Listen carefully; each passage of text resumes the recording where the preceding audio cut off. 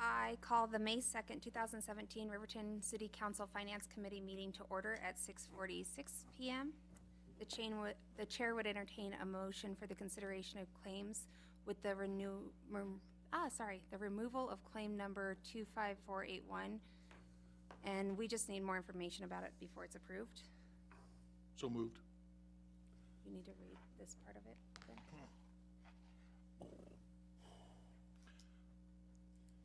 Okay.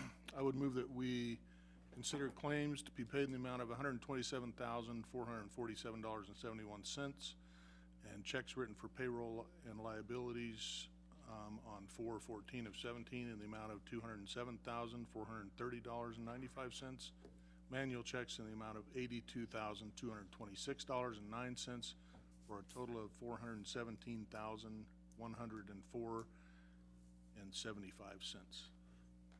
Seconded. It has been properly moved and seconded. Does anyone have any questions on the bills? No? None of those. Okay. Then all in favor say aye. Aye. Aye. Motion passes. And do we have anything else?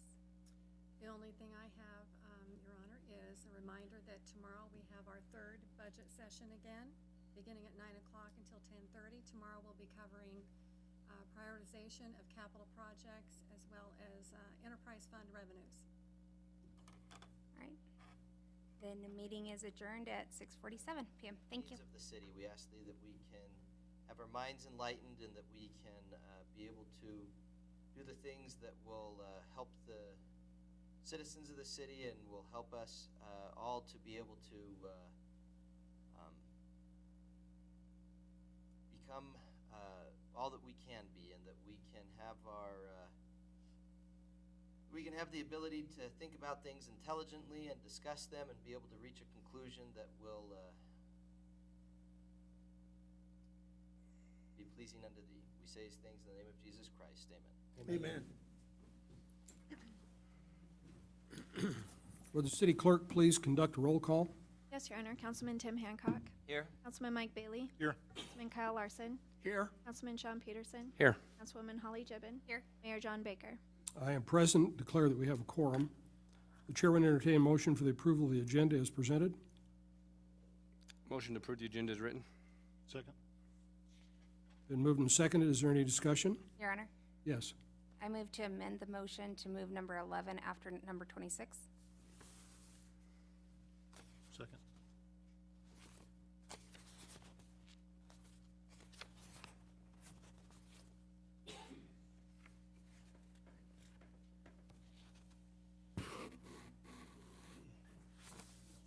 It's been moved that we move the item number 11, which would be the swearing in of the new city council person, to after item number 26 on the agenda.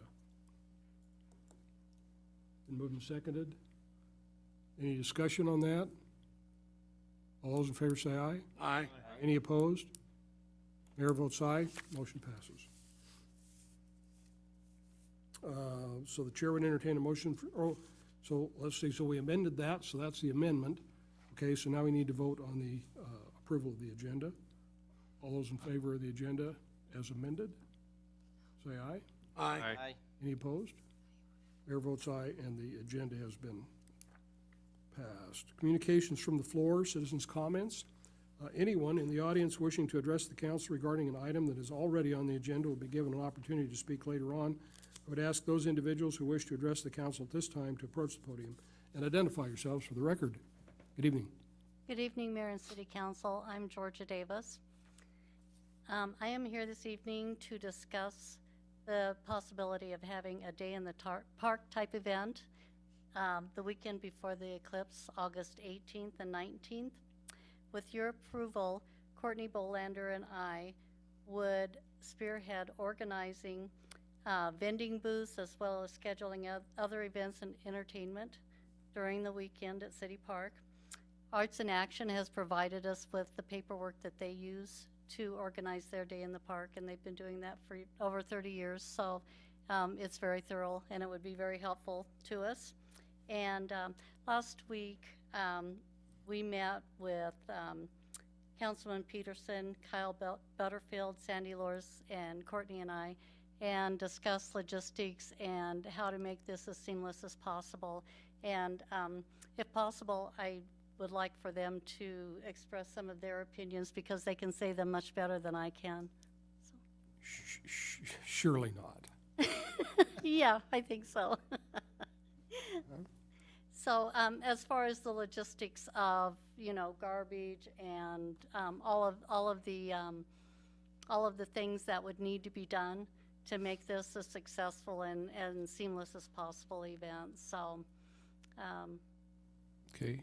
Courtney, have you got anything to add to that, or I believe Councilman Peterson was going to spearhead this discussion. Councilman Peterson, have you got anything to add to this? Sure. As you guys know, I sent out an email last week.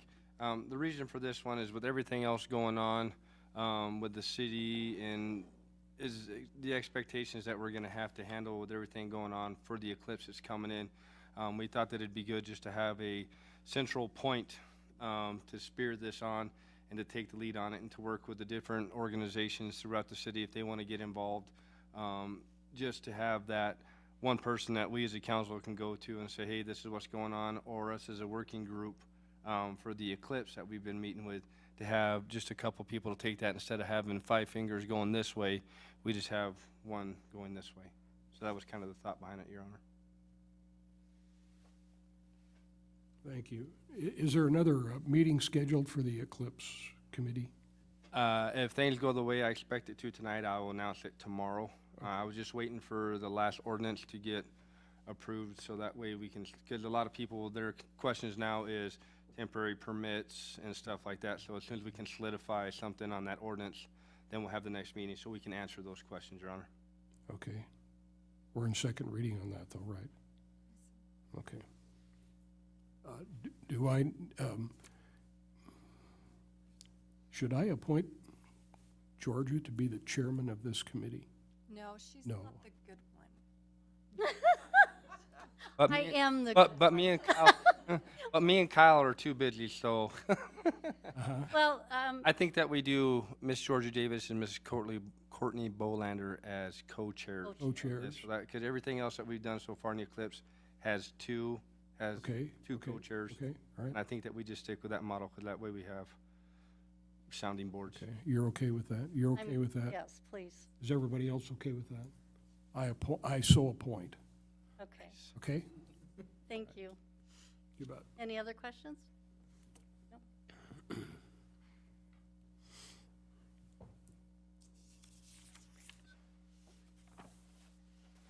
Okay, would the city clerk please read the consent agenda items by title only? Yes, Your Honor.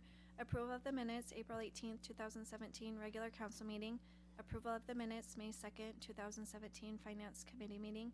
Approval of the Finance Committee recommendations for May 2nd, 2017. Are there any items that require further discussion? Your Honor. Go ahead. Recommendations from the Finance Committee for bills to be paid in the amount of $127,447.71. Checks written for payroll liabilities for 4/14 of 17 in the amount of $207,430.95. Manual checks in the amount of $82,226.09 for a total of $417,104.75. I'd entertain a motion to approve the consent agenda. Motion to approve the consent agenda. Second. Been moved and seconded. Any discussion? All those in favor say aye. Aye. Any opposed? Chair votes aye, and the motion passes. The next item of business is Ward 2 interviews. So we've got a vacancy on the city council from Ward 2, and we have 4 individuals who have indicated that they would like to have an opportunity to serve in that capacity. And so we will just give you an opportunity to get up and talk to us a little bit. What we have is 6 questions, and so we'll just ask those questions. We'll ask those questions should we have all the candidates leave so that you don't get to crib off off the last guy's.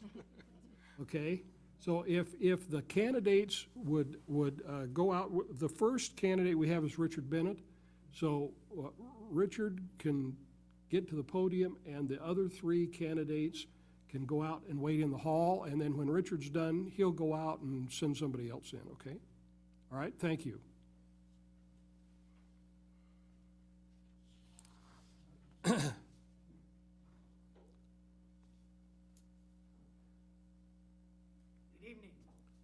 Good evening, Richard. We have, each one of us has got a question to ask. Okay. Okay, so we'll start over here with Holly Gibbon. Hi, Holly. Hi. Tell us a little bit about yourself and why you're interested in the council seat. Being a lifelong resident of Riverton, Wyoming, born and raised here, I want to give back to our community that has given so much to me. I look forward to serving the constituents in my ward, plus also all the other citizenry of Riverton, Wyoming. Okay, thank you. Good afternoon, or good evening, sir. What attributes would you bring to this governing body? Fair-mindedness, openness, a willing to work, hard work, pretty much adaptable in any situation. I'm easy to bend but won't break. Bring a lot of different things, work with a lot of different types of people, and looking forward to working with you guys in a partnership to make Riverton a better place to live. Okay, thank you, sir. So, Mr. Larson? Richard, he's my neighbor. Yes, we're neighbors. How has your background prepared you for this office? I think my background is very extensive, as we went over last time I was up here going forward, if you remember right. Graduate of CWC with an associate's degree in business administration. School bus driver, also was a certified substitute teacher. I've served in capacities as past exalted ruler of the Riverton Elks, past chamber president, served on the Board of County Commissioners. I've served on many different boards. Good Samaritan Home I served on, helping there. My employment also, I did pick up an extra part-time job. I'm now working for Community Entry Services with disabled people 3 days a week. So that's another sideline which I'm very, very happy to do, and it's a very great, fulfilling job. And being able to listen, I think that's one of the most important things about this job, is being able to listen to other people's concerns, but knowing your limitations too. The city of Riverton's limited in certain ways, physically, as far as money-wise and stuff like that, and the capacity to do things. You only have 24 hours in a day, and you can't get everybody's snow removed in that 1 hour or that 24 hours, so it takes time and logistics. And I think that I'm one person that could help out and where's needed anywhere. Thank you. Thank you. Mike? Good evening. Hi, Mike. Richard. How are you? Good. So what does it mean to you to be a public servant, and what role do you think city government should fill? To be a public servant, you're out in the public and people will see you, and so you have to garner your life or the way you live to put forth the best effort or the best for the city, so it looks the best. So as far as being able to walk the walk and talk the talk, you have to be able to do that, but you can't be phony about it. You have to be honest and open. If you can't do something, you have to go ahead and explain, no, I can't do that. It's not physically possible or, for me to do it, but you have to be able to do it. And being a public servant is the same way. You can promise the world, but if you can't fulfill anything, then there's no sense in you being there. And I'm the type of person that knows limitations, and I know what can be done and what can't be done. And there's guidelines that should be able to govern me and govern us. We know what our restraints are, how far we can stretch them, and what we should be able to do with all our assets. And I will look forward to exploring those. Thank you. Mr. Hancock? What do you consider as the most important issues facing Riverton?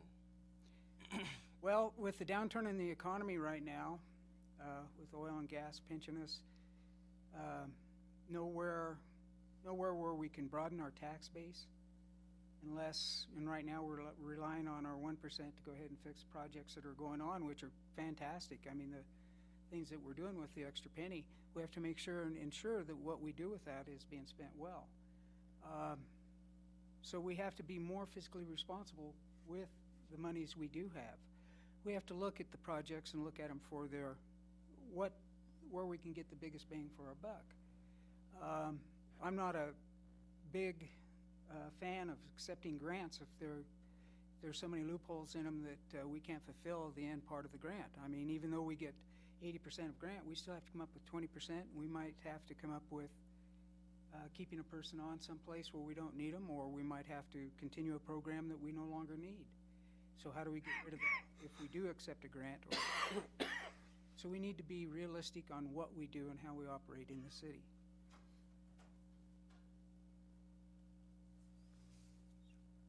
Thank you. So all leaders deal with conflict situations. If you don't agree with the consensus of the council regarding a specific issue and a vote has been taken, what would your response to members of the public be as a decision was made by the council? Oh, I'd probably throw a fit, go down on the floor, yell.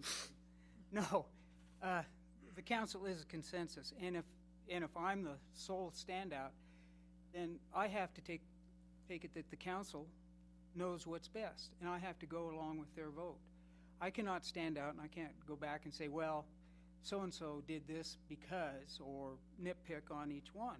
No, that's not the way it works. In a government body, it's majority rules, not the minority. So I believe in a majority rule, where if it is a split decision, comes down to the mayor doing it, I'm still going to back what the majority comes out to be. Not go back and try to landslide on the backside and say, well, they did it only because of this special interest group or that special interest group. That's not right. It's not right. It's not right to backslide like that. You're elected to represent, and it's a majority rule type government, and that's what you should do. Go with the majority, even if your viewpoint is not taken and you don't win. That doesn't mean that you've lost. You might have lost the battle, but maybe you can win the war. You just have to go from a different perspective and look at it and see where you can pick up the pieces and move forward. But don't backbite. Don't go against your constituents or against your fellow councilmen because it didn't go your way. That's childish. Thank you, Richard. Do you have anything else you'd like to say to us? No. I look forward to being able to join you and help out. Good. Thank you. Thank you. Will you step out and have Lance Godey come in, will you please? Godey, Lance Godey, yeah.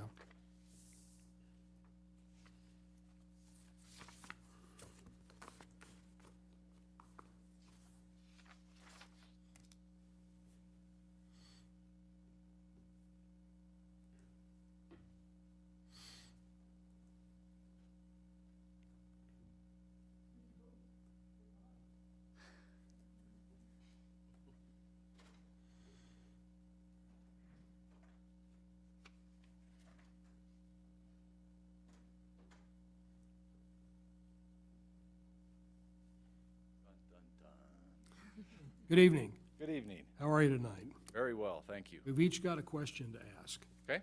Okay, so we'll just go around the dais here, and Holly will start out. Evening. Tell us a little bit about yourself and why you're interested in the council seat, please. Bet. I am Wyoming born and bred. I was born in Casper, and family moved over to Pinedale when I was 12. Graduated from high school there, and went on to UW, did both my undergrad and graduate work at the University of Wyoming, and married my beautiful wife in Laramie, had my son in Laramie, and after graduate school decided to look for places to live, wanted to stay in Wyoming, and had the opportunity to come up here and work at CWC as the Director of Housing at that time, and took that opportunity and have been there ever since. Been there for 22 years. have moved through several positions. Started in housing, like I said, went into student life and activities, but I got my graduate degree in counseling, and that's really where my passion was and my interest was, and that's now what I do full-time. So I'm Director of Student Success, and which involves counseling, academic advising, student retention, disability services, those keeping students successful that are there at the college. So that's the high points, I guess. Thank you. Thank you, Mr. Peterson. Evening, Lance. Good evening. What attributes would you bring to the governing body? I think I approach things in a careful, thoughtful manner, and appreciate hearing both sides of any particular issue. I guess that probably comes from my counseling perspective, is that I think it's important to understand as much as possible about an issue in order to move forward with trying to address an issue. So that would probably be my underpinning, is to really be thoughtful and considerate and hear as much as possible before making any kind of a decision. Thank you, sir. Mr. Larson? How has your background prepared you for this office? You know, that's a great question, and kind of goes to the why I'm, in the overall why I'm here, and really as a function of service. I have challenged myself over the last probably 10 years, especially in finding ways that I can give back, not only to the county, to the community, and to the state. And so I've had opportunities to serve on local prevention board, as well as suicide prevention, alcohol and tobacco prevention, served on the Fremont County Alliance for domestic violence awareness, and really just looking for those opportunities to give back. I also had an opportunity to be appointed by the governor to serve on the state licensure board for counselors, and then that board I currently chair. It oversees kind of the licensure for all counselors, social workers, marriage and family therapists, and addictions therapists in the state. So just looking for opportunities to serve, and really when it came down to it, I've thought about running before, and it just kind of was one of those, it's never a right time, and now's the time. I just felt like I felt a calling that I needed to throw my hat in the ring and see what happens, and hope that this would be another place that I would be able to serve. Thank you. Mike? So along that same line, what does it mean to you to be a public servant? And what roles do you think the city government should fulfill in that? You know, it's certainly a cautious balance, I guess, is that, I have a belief that it's important for the government, whether it's city, state, or federal, to be aware of things and to know what's going on, but not always to be so deep in the weeds on things that you prohibit business growth or community growth. But they should be a facilitator and really helping build an environment in which growth occurs, but not be the only thing that really makes it grow. Is that, in natural conditions, I think whatever it is, recreation, prevention, anything, it's a matter of we exist here as a city government to facilitate and help those things grow. And if it's good for the community, then we need to really consider that and find ways to see if that can be a part of what we would do for the community. Thank you. Mr. Hancock? What do you perceive as the most important issues facing Riverton? In thinking about it, I guess I really came up with three that are maybe passionate for me or things that I'm interested in. One probably comes more from my counseling background, and that is prevention and intervention with regards to any number of areas. Because of my history of working with domestic violence, suicide prevention, alcohol, tobacco prevention, drug prevention. You know, I think that's an area in which we're always should be involved in helping, because in many instances it's underserved, not only in our community but I think in the state. So I have a passion for that. Recreation, I think, is another area that I supported my wife in her efforts to get the splash pad going. She served on the splash pad committee, and I really, anything in the area of recreation to provide more opportunities for our community members to have a variety of things that are available to them, I think is another passion. And then the old boring infrastructure stuff. I think water, sewer, that is probably one of the big areas that, of course, the city should be involved in, is making sure that we have safe roads, safe, and clean water and sewers. And so we can do the fun stuff of the recreation or even things like prevention and stuff, but the work of government is to keep the infrastructure going. So Thank you, Mr. Hancock. Oh, it's my turn now. Okay, so I was taking notes there, and okay, so all leaders deal with conflict situations. So if you do not agree with the consensus of the council regarding a specific issue and the vote's been taken, and you turn out to be on the losing side, how do you respond to the public, and how do you respond to that? I think it's important to support the majority. That's part of the democratic process, is to recognize that there are winners and losers, and if you're a loser in a particular situation, I think there's an opportunity to still stand for what you believe in while supporting the other side that came out victorious. And it's not, it really doesn't have to be divisive. In fact, I think it can be even a stronger team in recognizing that, I had a position and it did not prevail, but because that did prevail, I support that, because as a body, we need to support the ultimate decisions of the majority. If we don't, it doesn't mean I won't continue to advocate for the minority position, and I think that still can be important, but I will absolutely support the majority opinion. Thank you. Do you have anything else you'd like to say to us? I don't believe so. I appreciate the opportunity and look forward to hope to be chosen, and would do my very best to serve.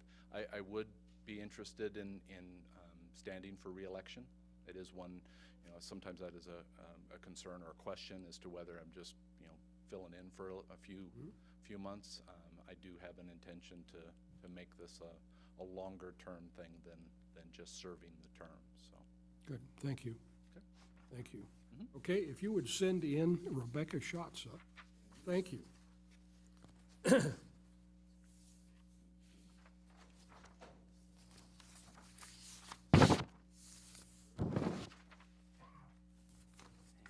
stuff over out there.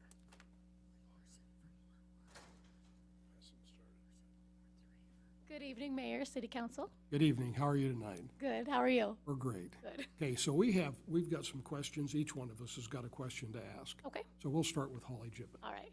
Hey. Tell us a little bit about yourself and why you're interested in a council seat, please. Okay, I was born and raised in Riverton, Wyoming. I grew up off Paradise Valley, actually. We were involved in 4-H and FFA all growing up. And out of high school, I worked at Pizza Hut and Radio Shack for a year and a half, and then joined the military.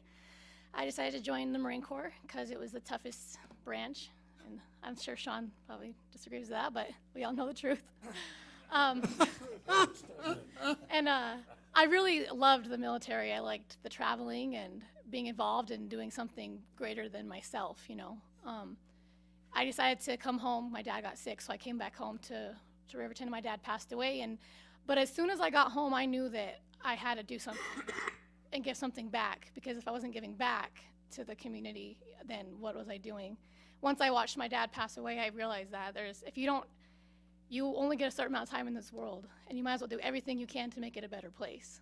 And so since I got home, I started volunteering with the Splash Pad group. I sought them out because they had already assembled, and I said, I want to do this. I want to build something. And then I joined the Soldiers House of Fremont County doing volunteering work for them. It just gives me more life to give to other people. So that's me. Oh yeah, and I work for the Social Security Administration, but that's just my day job. That's not fun and exciting. Okay, thank you. Sean?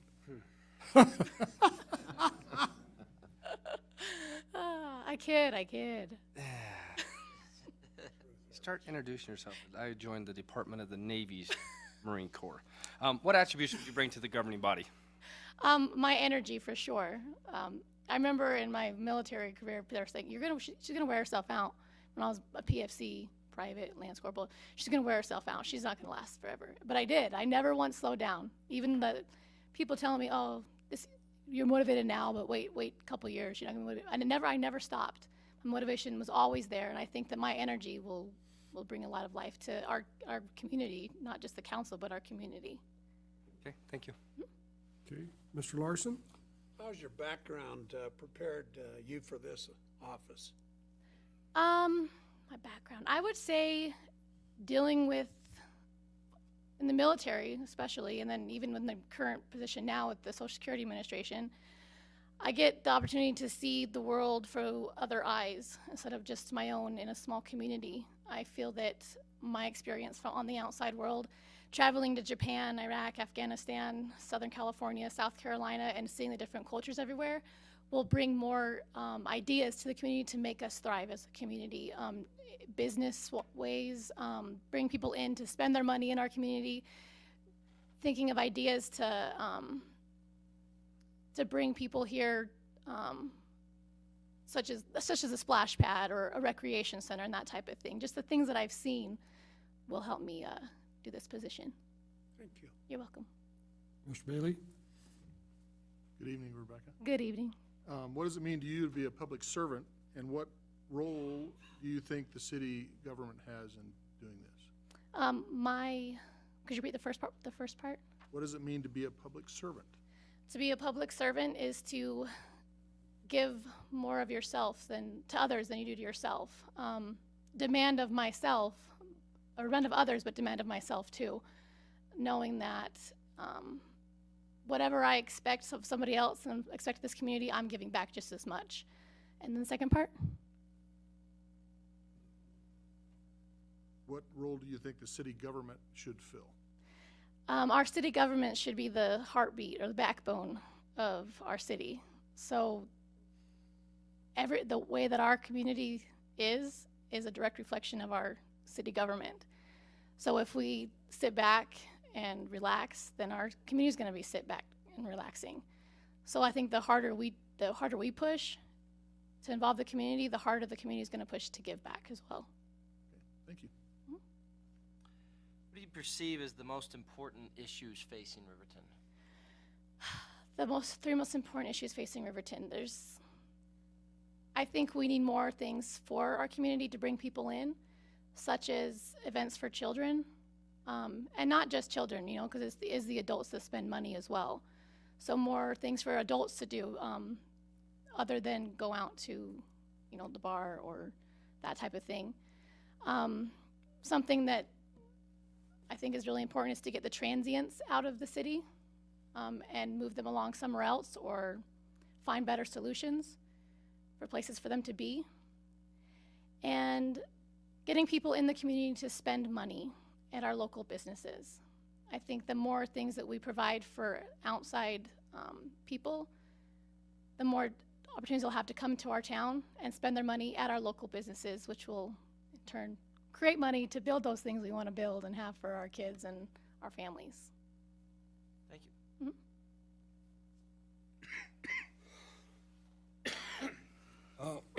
So all leaders deal with conflict situations. So if you do not agree with the consensus of the council regarding a specific issue and a vote is taken and you turn out to be on the losing side of that, okay, how do you respond to that? How do you deal with that? majority wins. That's life. You know, that's the way it is. Okay. All right. Do you have anything else you'd like to say to us, or? I don't believe so. Okay, good. Thank you. Thank you. And would you send in Scott Wilcox, Yes, I will. please? Thank you. Thank you.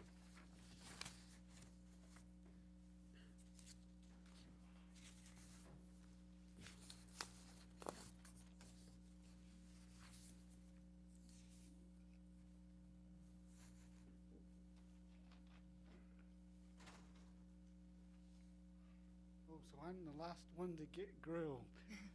You are, Scott. Yeah. You're the last one, and each one of us has a question to ask, Okay. okay? And we'll start with Holly Gibbon. Hi. Hey, Holly. Tell us a little bit about yourself and why you are interested in the council seat. Well, I've been active in my community for years. One thing that I forgot to mention in my letter of interest is that I ran for the school board in Evanston twice. You know, and like I said in my letter of interest, I haven't actually served on a city council, but I have went to city council meetings, and I ran for city council in 2012 in Evanston, so I know the issues and I've studied up on them, and I think that's the main thing, is to learn, and I see life as a continual learning process. I was born in 1965 in Evanston, Wyoming. My dad was a teacher at Evanston High School for 22 years. I'm a fifth-generation Wyomingite, so I know about Wyoming issues as well. Okay, next question. Okay, Mr. Peterson? Good evening, sir. What attributes would you bring to the governing body? What Attributes. attributes? Well, one attribute of mine is determination. When I decide that I want to do something, even when people tell me I can't do it, I find a way to do it. I've always done it, and one example of this is in high school. I wrestled, you know. People said, oh, he can't wrestle because he's got a disability. I said, oh, yes, I can, and I did. And I also am not a quitter. Once I start something, I see it through to the end. Okay, thank you, sir. Next question. Mr. Larson? Scott, how has your background prepared you for this office? Well, I believe that my background in political science, in the field of political science, and the numerous positions that I've been in to study government has been a really positive thing. Next question. Mr. Bailey? Scott, what does it mean to you to be a public servant? And then what role do you think city government should fill?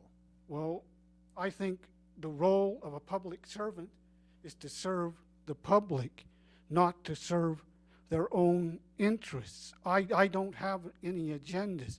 My only purpose for doing this is to serve my community. I've always had a sense of community, and I believe it's a public servant's duty to make his community better. Thank you. What do you perceive as the most important issues that are facing Riverton? Well, I would say the same issues that plagued Evanston. You know, having tight budgets and trying to keep the budget balanced and not go into the red. You know, because I believe that, you know, as far as the budget process goes, that we shouldn't spend money we don't have. I mean, that's why I kind of don't like it when you try to anticipate money that's going to come in, because what if that money doesn't come in? Okay. Okay. Thank you. So all leaders find themselves in a situation where there's some conflict. And so if you do not agree with the consensus of the council regarding a particular issue, and you turn out to be on the losing side of that vote, what would be your response to members of the public and as to that decision that was made? Well, that's an easy one. I would, even if I were on the losing end, I would say to the winners, okay, you've won the battle, let's move on. And I would hope that people would appreciate my position in opposition to the majority. Because I believe that the minority viewpoint must be heard, even if it's not popular. Okay. Thank you. Do you have anything else you'd like to say to us? Well, I thank you for giving me this opportunity, and I hope to serve on the council. But even if I don't, I intend to stay involved. I will come to city council meetings. I will take any volunteer opportunities that you may present to me, because I believe as a public official, my first duty is to the people I represent. Thank you, Scott, for your time. You can, Thank you very much. I think you can tell everybody else to come back in, okay?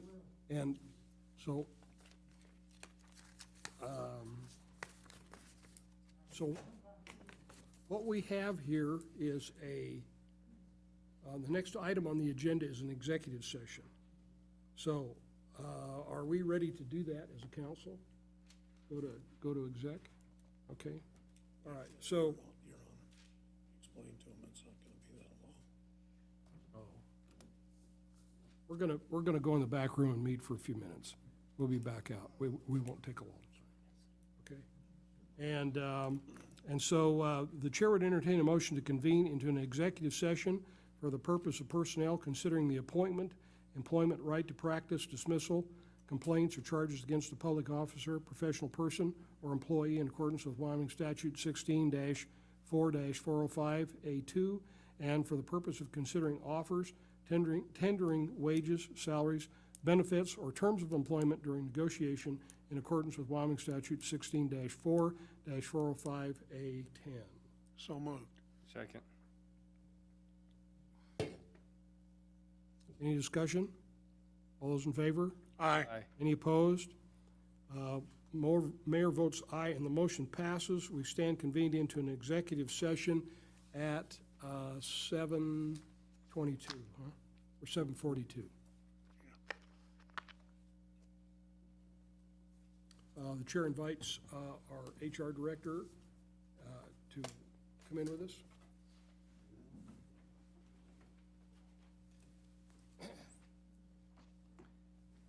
Second.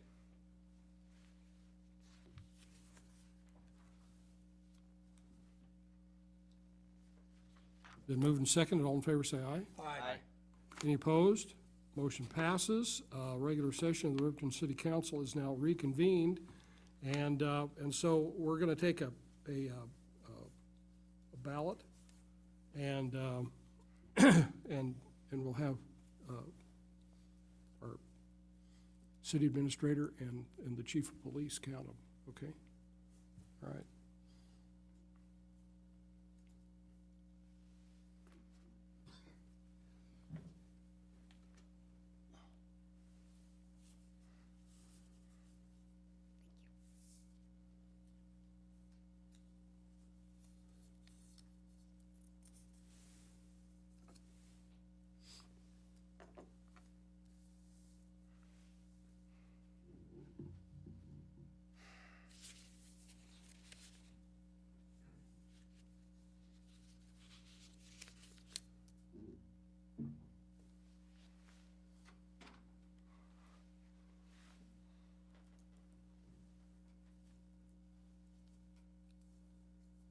feel like we should have Jeopardy music going or something. We should have some background music or something, just the dead air is challenging. Well, let me say to the candidates, the people who've all come tonight, thank you very much for your interest in the city. It's really exciting to have 4 people show up of all good character and caliber who are interested in serving the community. I think that's very positive, and something that I discovered coming to work here at the city of Riverton as a city councilman myself about 10 years ago was that I was as a out and member of the community, I must not have been paying much attention, because I was really amazed at the number of people who serve in our community every day without any kind of compensation at all. And so I'm grateful for everybody that sacrifices and is willing to give of themselves to make Riverton a better place. So the vote of the council tonight has been Lance Godey will be our new representative.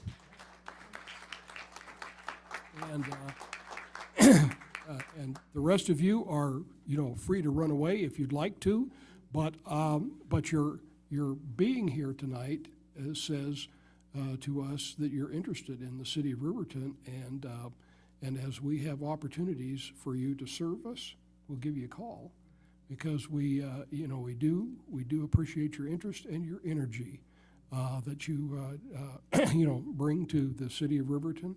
And we'll be ready to make use of that. So, Lance, we will swear you in after the business of tonight, because people are, when I was brought to the council, they swore me in, and 2 minutes later, I was in an executive session in the back room trying to decide on some kind of a land deal, okay. And then Holly got brought up, and so maybe that's so maybe that's a good thing to end the tradition of swearing somebody in and sticking them up here on the dais and expecting them to vote on issues that they have no background on. So you're welcome to stay and listen to us, okay, and see what's going on here, because we've got a full agenda tonight, and so we'll move on. Okay, so the next item here has to do with council committee assignments.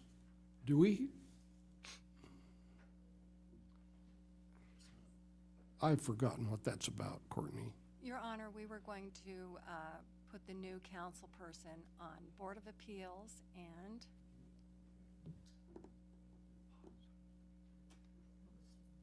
where's one other one? Are you just hoping it is? Shouldn't it be in the Maybe it's notes? Board of Appeals. Board of Appeals. Okay. And then do you think it would be appropriate for us to have an alternate to the Finance Committee, so that we don't find ourselves in a position of a Finance Committee of 2? Yeah. Would that be okay? Well, technically, I mean, we could, so I didn't know this until just recently, but technically, if we've got 2 up here, we can actually, if somebody's sitting in the audience, we can actually just have them come up and sit in at that time. Yeah. So it's kind of one way or the other. I mean, Right. that's, I think, So I'm ex officio on that committee, but I don't get to vote. you are, but like Okay. if somebody else is, Another member of the council we could could just bring them up, so I mean, fill that in. yeah, Okay, all right. That's not a bad idea. so. Okay, so I think, so I guess at the moment, okay, what we would do is I would like to appoint Lance to be on the Board of Appeals, which was one of the committees that Lee Martinez covered, okay? And I'd like to appoint him as an alternate to the Finance Committee. So Finance meets here at 6:45, and so then that'll get you the packet, and your job will be, okay, to make sure that the money's being spent right, okay, which will be kind of a steep learning curve for you for the first, you'll have to figure out how to read it and that type of thing, okay? And so we'll work on that. And that way, you get your feet wet really fast on city finance and the business of the city of Riverton. Okay? All right, thank you. Okay, Building Safety Month proclamation. So I know where that is. Okay, so we have this proclamation to sign on Building Safety Month. It says, whereas Building Safety Month, code officials, partners in community safety and economic growth, is a public awareness campaign that reinforces the commitment to improve building safety and economic investment at home and in the community, and to acknowledge the essential service provided to all of us by local and state building departments, fire prevention officials, and electrical safety officials in protecting lives and property. Whereas local, state, and federal officials collaborate to create and implement codes to protect people in the buildings where we live, learn, work, worship, and play. And whereas the international codes are the most widely adopted building safety, energy, and fire prevention codes in the nation and are used by most U.S. cities, counties, and states, and whereas the city of Riverton has adopted these codes for buildings, fire prevention, and energy efficiency to give us confidence that our structures are safe and sound, and to ensure that building safety is a critical component for personal and public safety, the protection of property, and our economic well-being. And whereas the Building Safety Month is co-sponsored by the Wyoming Conference of Building Officials, the International Code Council, which promulgates the most widely adopted building safety, fire prevention, and energy codes in the nation, and wants to remind the public about the critical role of our community's largely unknown guardians of public safety, our local code officials, who assure us of safe, efficient, and livable buildings. And whereas Building Safety Month 2017 encourages appropriate steps everyone can take to ensure the places where we live, learn, work, worship, and play are safe, and recognizes that countless lives have been saved due to the implementation of safety codes by local and state agencies. Now therefore, I, John L. Baker, Mayor of the City of Riverton, Wyoming, do hereby proclaim May 2017 as Building Safety Month, and I set my hand in witness thereof. Okay, thank you, Sandy and Dave and staff who work hard all the time to make sure that our buildings are safe places. Forest Committee recommendation, alley improvements, Public Works Director's report, please. Thank you, Your Honor. The Fix Our Road Citizens Committee received an email expressing concern about the condition of the alley behind Rocky Mountain Sports. This alley is paved up to and through the McDonald's parking or property line, but the remainder is unpaved southbound towards Pershing. It is a highly used alley, as many people use it to get to a light after they visit some of the businesses, or many of the locals also travel that alley as they want to head north rather than diverting themselves onto North Federal. Because of this alley consistently requires attention from our Streets and Alleys crew. The Fix Our Road Citizen Committee discussed this question and this issue at both its March and April meeting. At the April meeting, Force passed a motion requesting the City Council to approve the expenditure of 1% monies towards the improvement of this alley's condition. However, the committee did not designate a preferred use for these requested funds. Because of this, staff has looked at this alley and has proposed and discussed several options as far as the improvement of this alley. Again, this runs from Forest to Pershing, and in your packet there is a highlighted map for you to reference.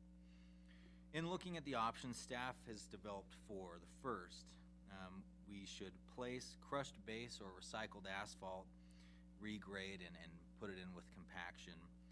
This would help create a more durable surface. However, this would naturally require maintenance moving forward.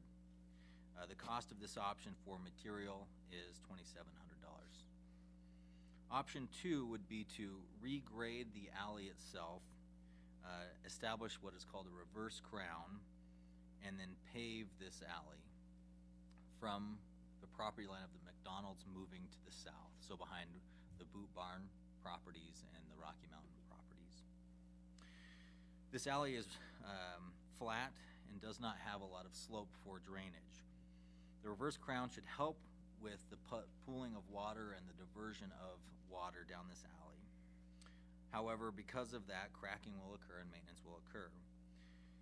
In paving and regrading this option to pave and regrade the alley is $30,000, $30,200. Option 2 is very similar to, option 3 is very similar to option 2.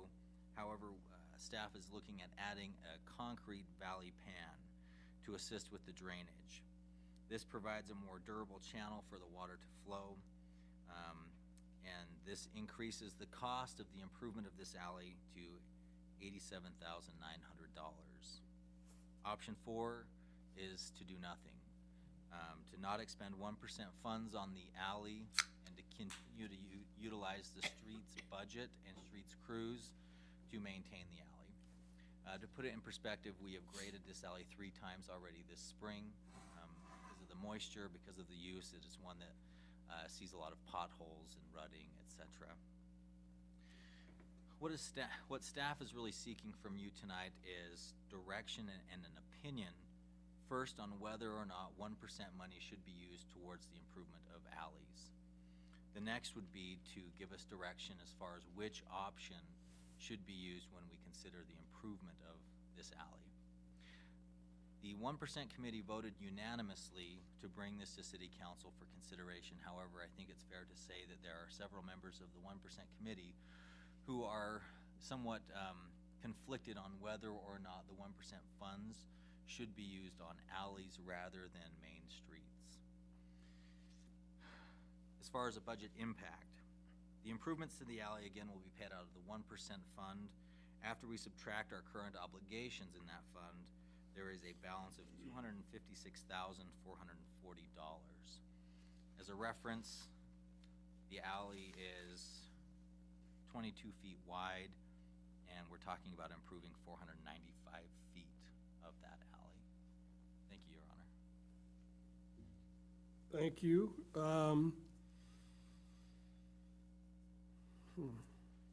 Let's talk about it for a minute. Mike?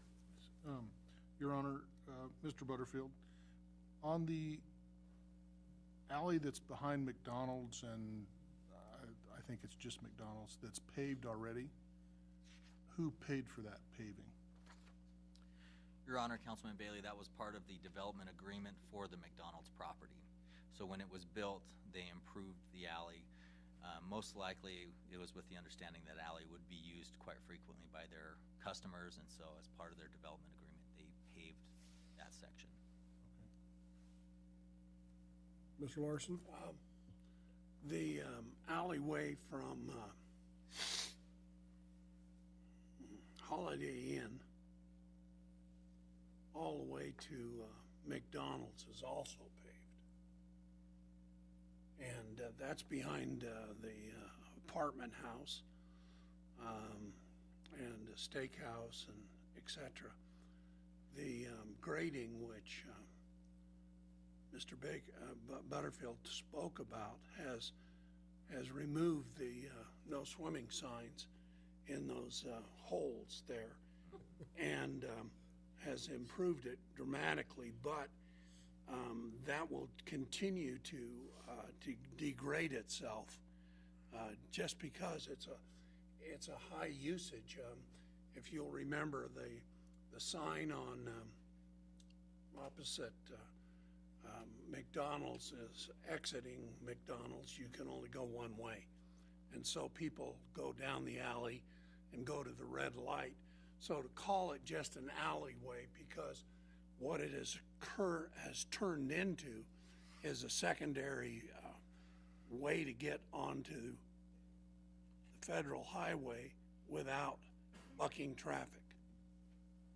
So to call it an alleyway is true, but the main problem that has been in the past is that there was a Sears store there, and there was considerable littering of garbage and all kinds of machines, and it was quite unsightly. But right now, it's just a matter of that pavement just keeps on washing away, And we know that unless it's something permanent in there, like option 2, you're gonna be after that as long as you're here. Mr. Peterson? Your Honor, Mr. Butterfield, is there any obligation from Rocky Mountain, the people on the Sears building, the apartment complex, to provide any financial support to, I just know when we did ours for Safeway back here that we had to pay for a portion of it. So I don't know if it's the same over there with them bumping right up to the property of the alley. Your Honor, Councilman Peterson, there's no obligation for these property owners to participate. They could opt in to participate. The example behind the Safeway store, that area that's used as an alley is currently private property, and so there was Okay. an option of looking into getting that into public. Okay, thank you, sir. That's all I have, Your Honor. So I have a couple questions. So, are there utilities in that alley that we would have to be concerned about, water lines and that type of thing? Your Honor, to answer the question about water or sewer, I would have to look at our maps and get back to you. However, there are power utilities that run through there, and there are other communication and gas utilities that are in there. Okay. So there's a sign, a street sign that says it's 9th Street. Is it what is the status of this? Is it city property? Your Honor, it is city property. It is platted as an alley. Interestingly enough, there was a street sign designating it as 9th. However, we found that that was an error that was recently committed when we went to Google Maps. That street sign was actually across the street. And so the 9th Street truly designates the road moving to the south. I see. From Pershing. So it's platted as an alley. It is platted as an alley, but it belongs to the city of Riverton. Your Honor, correct. It is our right of way. Mr. Larson. On that, Mr. Butterfield, doesn't 9th really flow into that alley? I mean, he'd either drive to the front room of that house, or you take the turn and you go in the alley. Your Honor, it's a little offset, but 9th would continue onto that alleyway. So it's not a stretch to call it a city street, except that it's only, what, 22 feet wide? Your Honor, that is correct. It's 22 feet wide. The standard for a residential street right-of-way is 50 feet. So we're really talking about no parking and maybe one-way traffic? Since part of the alley's marked one-way now? Your Honor, we looked at the option of one-way traffic. Staff didn't pose that as an option because we felt that drivers will drive how they want to through that area, and we felt there was a safety hazard as people are coming from the private properties. There's an alley that is perpendicular to this alley in question, so this perpendicular alley runs east and west. And we could designate it as one-way, but we felt that drivers would probably not accustom themselves to it. Mr. Bailey? I guess, I think one of the other things that we need to think about is where do we stop paving alleys? Because there's multiple alleys in town that get used probably as much or more than this one.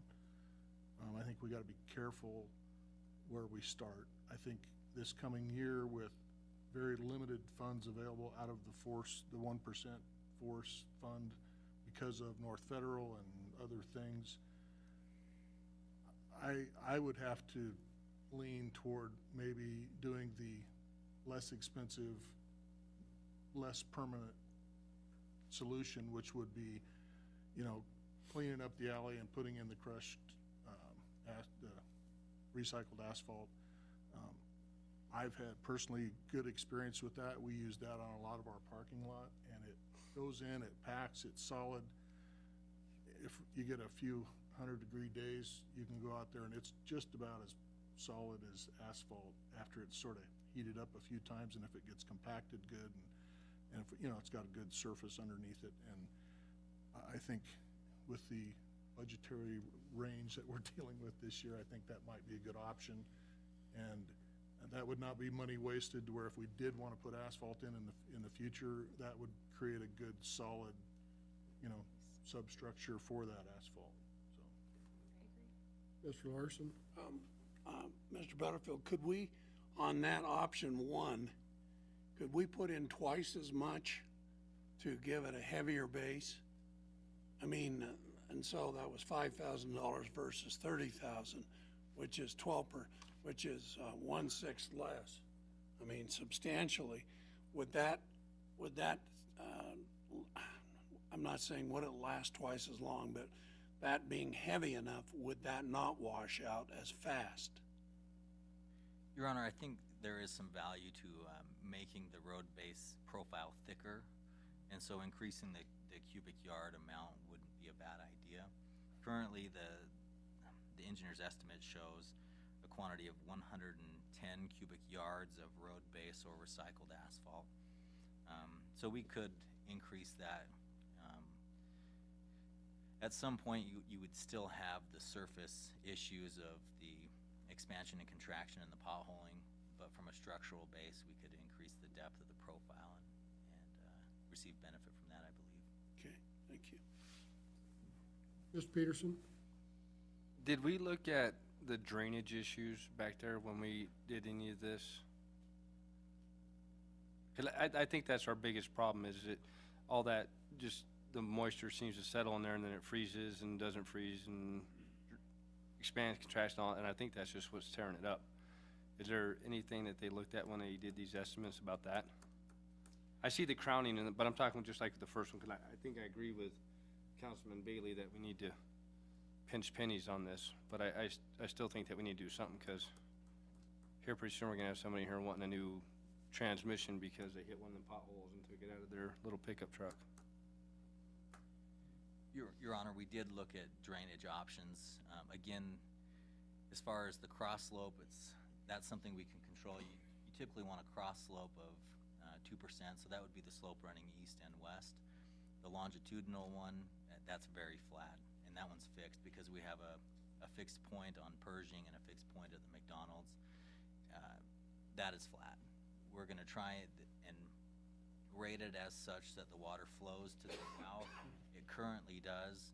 Right now it's graded so that the water sheets to one side of the street and then longitudinally flows towards the south. Outside of investing in some type of storm infrastructure, that's the best we can do is to grade it as best as possible and direct the gravity flow. Thank you, Ron. Thank you. Mr. Hancock? It's my understanding, Mr. Butterfield, that you had 2 questions. One was if we do something, what we want to do, but the second one was whether this is something that we even believe that these funds applies to. I mean, I'm reading what was actually put to the voters, which was, shall the Board of County Commissioners of the County of Fremont, State of Wyoming be authorized to impose a general purpose excise tax, 1% retail sales, etc. The purpose of which is for infrastructure projects relating to streets, roads, bridges, water, and sewer utilities. Am I right that that's part of what we've got as a disagreement here from the Fix Our Roads Citizens Committee, is that we have some people that feel like alleys fits within streets, roads, and some people that don't? Your Honor, that's a fair assessment. I mean, I guess my point is, we've got this money that's held in trust that has been voted on, that we're the trustees of, and we've got to stick with what we've got here as our, what we've been given power to do. And so I wonder about that. You know, when we're talking about alleys, I think the council has been kind of pedantic about this kind of thing before, that when we're talking about what it's dealing with, is this streets, roads, bridges, water, and sewer utilities? And I just don't know if an alley really fits in that. The alleys that run east and west behind the properties which I own are pure dirt. This one is blacktop and has previously been covered. So at some point in time, it was a street and has been used as a street. Now the alley, again, behind 405 Spruce or the other side of Spruce, or the other alleys going farther are all dirt, but this one is partially covered with blacktop and has access. I mean, if you put a counter there, it would have, I would say, Mike, it would be probably a high usage. Not that it is the highest, but it would be close to the top. So are we getting close to a motion? I have one other question. Okay. Mr. Butterfield, do you think you could pull $3,000 to $5,000 out of your current streets budget for this year to make this happen without using Forest Committee funds? Your Honor, I think we could try and make something like that happen. We're looking at an order right now of road base in our road materials line item. We try and do those to alleys like Councilman Larson was mentioning citywide, but we could dedicate some of that to this alley. Your Honor, I would make a motion that the City Council approve the Public Works Director to use crushed asphalt to recondition the alley between Pershing and Forest out of the current streets and alleys budget. Second. Moved and seconded. Any more discussion? All those in favor? Oh, Current or the one coming up? Because we're right at that Current. The current, it can be done? Okay. All right. We're right on that cusp, so I wanted to make sure we were getting the right verbiage. Okay, that's all I have. So we're talking about option one, not using the Force. Fix Our Road money and instead using what we have in the budget. right. All in favor? Aye. Any opposed? Mayor votes aye. Consideration of ordinance 17-003, second reading, temporary merchant permit. Would the city clerk please read ordinance 17-003 by title only? Oh, community development director's report maybe. Let's do that, Sandy. Thank you, Your Honor. This is our temporary merchant ordinance that we have been working on for quite some time. It was approved by the council on the first reading during the last council meeting. We were requested to clarify a couple items, which we have done. Let me see. One of the items was that council did not want to be, if we were going to put vendors on municipal property, they didn't want to have to be the approver of each individual permit. So what we did is put in there that upon receipt of this is on 15.30.50, upon receipt of a completed application and payment or fee, the application will be reviewed, considered by the Community Development Department or his or her designee, with a permit being issued or denied within 10 business days.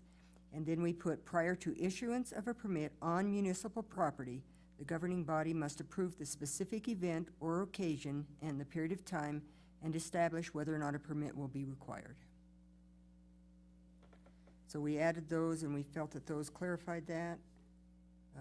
I believe Mr. Hancock, because he had given us some information before, he felt that this probably fit into that also. And the rest of it, I believe we left the same.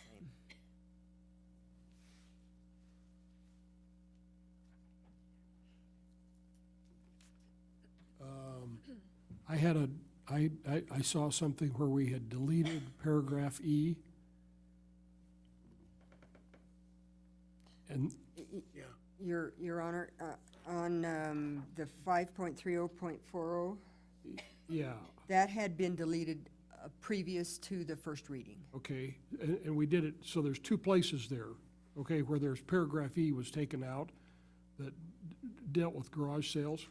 Correct. Okay, so, but we didn't move the letters up, Correct. okay? We'll move the letters up, We'll correct that. all right? Okay, so, would the city clerk please read ordinance 17-003 by title only? Yes, Your Honor.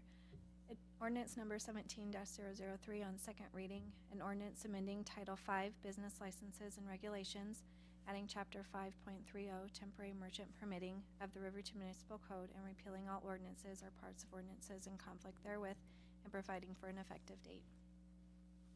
Chair would entertain a motion to adopt ordinance 17-003 on second reading. Your Honor, I would move that we approve ordinance 17-003 on second reading. Second? Moved and seconded. Your Honor, I wasn't here at the last meeting. Yes. It's my understanding that when this was approved on the first reading, that it didn't have this language from 53050. So I would think if we're going to approve this on second reading tonight, we'd be doing it with those amendments. Am I correct with that? Are the changes to B and C, are those changes that have been made since the first reading, or were those the changes that were already approved in the first reading? Your Honor, those were since the first reading. So I guess I would think that it would be appropriate, and I would make a motion that we would amend what had previously been passed on the first reading to include the language that has been discussed by the Community Development Director as to 5.30.50 on B and creating subsection C. I would second that amendment. Okay. Any discussion on the amendment? All those in favor say aye. Aye. Aye. Any opposed? Mayor votes aye, so the amendment is approved. Okay, so on the amended motion to approve ordinance 17-003 on second reading as amended, all those in favor say aye. Aye. Any opposed? Mayor votes aye and the motion passes. Okay, then, Your Honor. Go ahead. So next time, E won't be there, it'll be all, A, B, C, D will be in correct places. it will. Okay, thank you. Correct. There'll be an adjustment made there. Okay, Your Honor, can I add one thing now that? go ahead. So my thought is for the Eclipse Group is, once we got it through the second reading, the third reading and the final will be next Tuesday. So we were planning on meeting the Wednesday following it. Two Tuesdays. It's two Tuesdays, That'll be 2 weeks. 2 weeks, Okay, that's right. I forgot next week's the work session. work session. Okay. Now, I mean, if there was, okay, so if we felt like we just had, you know, an emergency situation here where we were, you know, we could do it, we could do it next week. Is there any reason not to do it next week? I mean, what it'll do is Settle that. Can we put that on the agenda for next week? This ordinance? Yes, yes, Absolutely. thank you. and we can get rid of it out of our hair. Thank you, Your Honor. Okay, so we will vote next Tuesday on it, okay? So we'll plan on having that meeting the Okay. Wednesday following, so that way we can put out that information through Ms. Davis and Mr. Bolander. Okay, and then we had something about the fees, the permit fees. And so we should put that on next as well, okay? That way we'll know what the fees are gonna be and, all right? Okay. Thank you, Your Honor. Okay, bid award, snow removal equipment, Public Works Director's report, please. Thank you, Your Honor. As you are aware, the airport takes care of snow removal. This is a safety operation. It's part of our 139 license with the FAA. The airport currently has 2 plow trucks and 1 rotary blower. One of the plow trucks was acquired in 1980 and is scheduled for replacement as part of the Wyoming Capital Improvement Plan for aviation. At your January 17th, 2017 business meeting, the City Council approved Resolution 1350 supporting the application of a grant to the Wyoming Department of Transportation for the purchase of a snow removal truck. Since this truck and snow removal safety related, the state of Wyoming pays for 90% of the cost of this truck. On April 4th, 2017, we received the grant offer from the Aeronautics Commissioner. Therefore, we bid this project. J'Aviation, the airport's consulting firm, prepared specification and bid documents, and bids were received and publicly opened April 20th, 2017, with the following results. Jack's Truck and Equipment with a total of $244,518. Staff and J'Aviation has reviewed the bid proposal for responses to bid specifications. However, since WYDOT is covering 90% of the project costs, they also need to review the bid proposal for its responsiveness. Consequently, staff is now asking for the City Council to conditionally award the acquisition of this piece of snow removal equipment to Jack's Truck and Equipment. Ultimate approval would hinge upon receiving concurrence from WYDOT. We are waiting for that concurrence, and I expect that to come shortly. As far as the budget impact, again, this is funded at a 90-10 ratio. For the 90% portion from the state of Wyoming, that is $220,066.20. The city's portion for the truck is $24,451.80. Costs are being included in this upcoming budget. Thank you, Your Honor.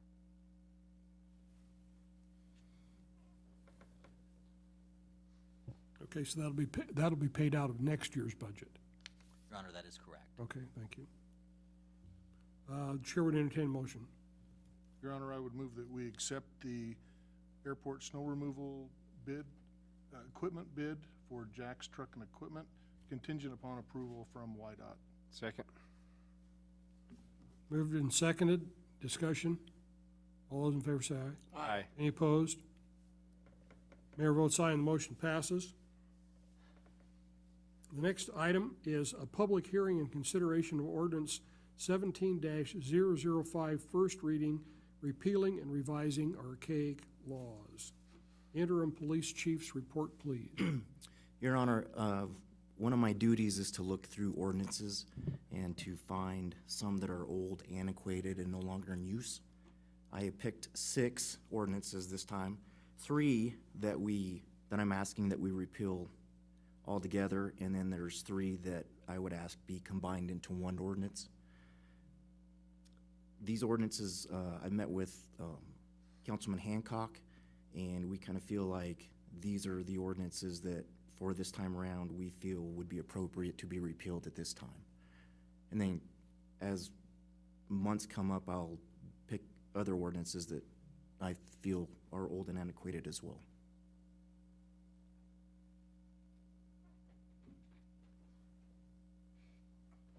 Thank you. So, would the city clerk please read ordinance number 17-005 by title only? Yes, Your Honor. Proposed ordinance number 17-005 on first reading. An ordinance amending Title IX, Public Peace, Morals, and Welfare. Chapters 9.04, offenses by or against public officers in government, and 9.08, offenses against public peace and decency. Repealing sections 9.04.050, harass or interfere with any dog used by the police department. 9.08.050, unlawful to assemble. 9.05.060, unlawful to collect in crowds. 9.08.120, secret stalls, etc., prohibited in certain establishments. And 9.08170, solicitation of fornication, adultery, or illicit intercourse of the Riverton Municipal Code, and repealing all ordinances or parts of ordinances in conflict therewith and providing for an effective date. Thank you. The chair would entertain a motion to open the public hearing.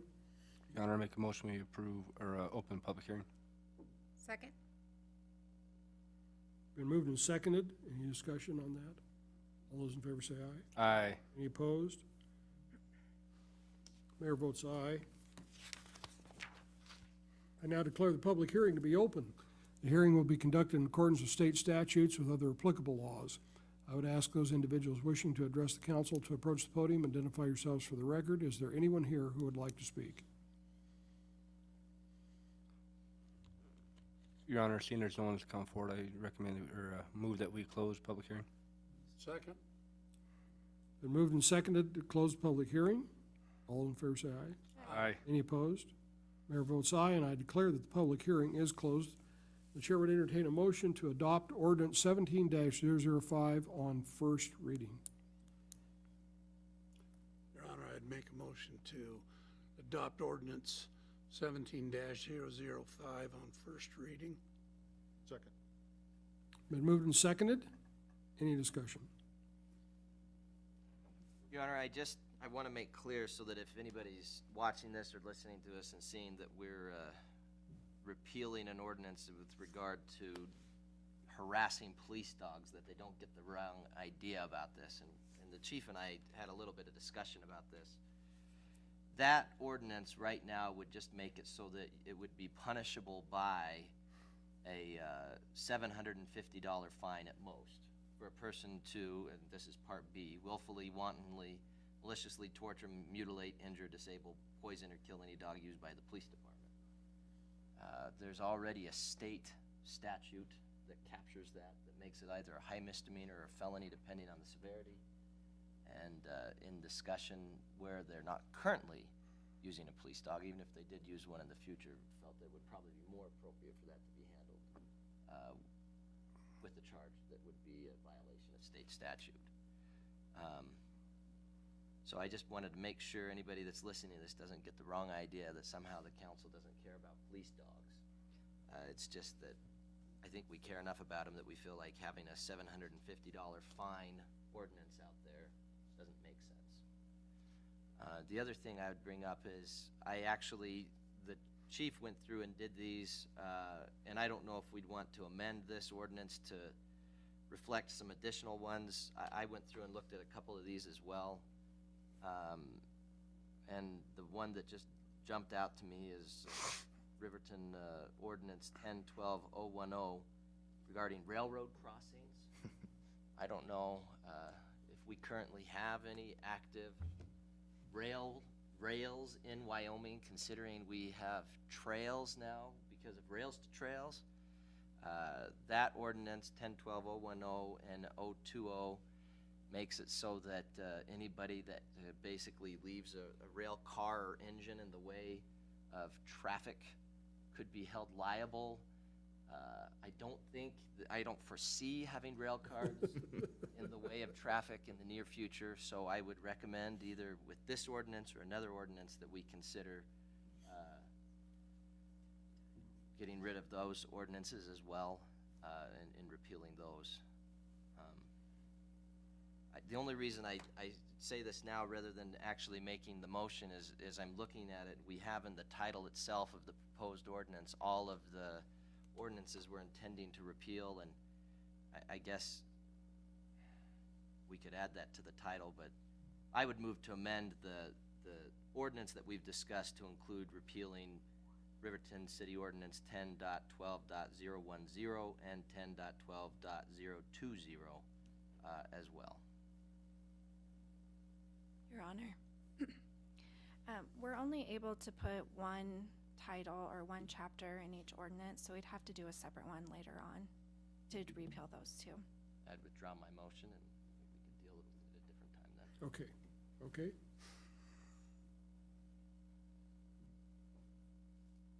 I do have a question, and that is, are we falling back on state statutes then to deal with prostitution?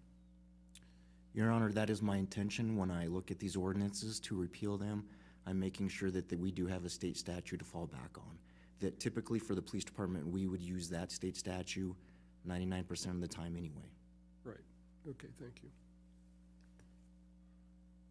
So the answer is yes. We're falling back on state statute. Yes, Your Honor, that's correct. Okay. Any other questions? All those in favor say aye. Aye. Any opposed? Mayor votes aye, and the motion passes.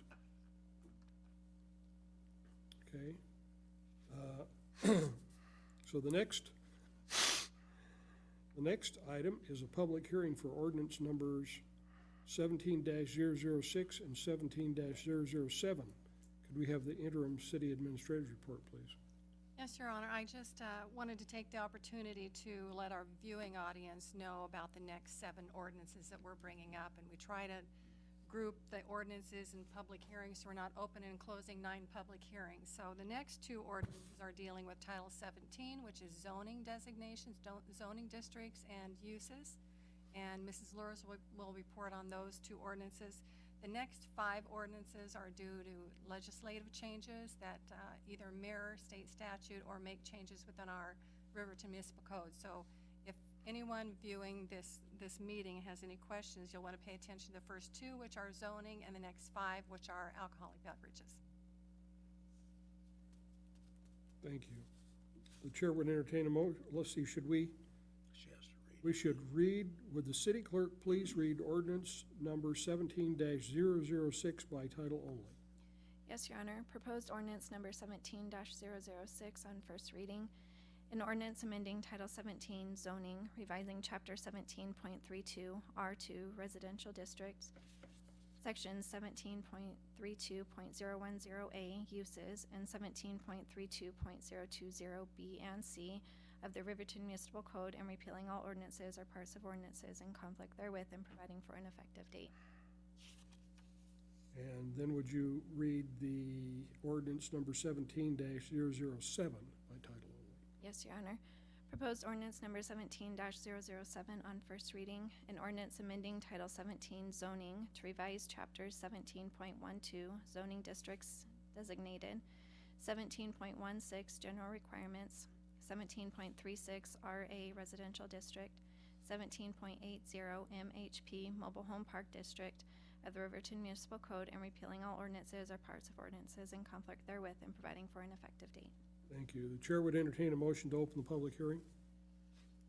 Your Honor, I would move that we open the public hearing. Second. Been moved and seconded that we open the public hearing. All in favor say aye. Aye. Any opposed? Mayor votes aye. I now declare the public hearing to be open. The hearing will be conducted in accordance with state statutes with other applicable laws. I would ask those individuals wishing to address the council to approach the podium and identify yourselves for the record. Is there anyone in the audience that would like to speak? Seeing none, Your Honor, I would move we close the public hearing. Second. It's been moved and seconded that we close the public hearing. All those in favor say aye. Aye. Any opposed? Mayor votes aye, and I now declare the public hearing to be closed. Okay, so consideration of ordinance 17-006, first reading, amending Title 17 zoning. Community Development Director's report, please. Yes, Your Honor. In July of last year, we changed the names of the residential zoning to be more consistent with the way they are pretty much nationwide. We changed residential A to residential R1, B to residential R2, residential BGA to residential RA, and residential C to R4.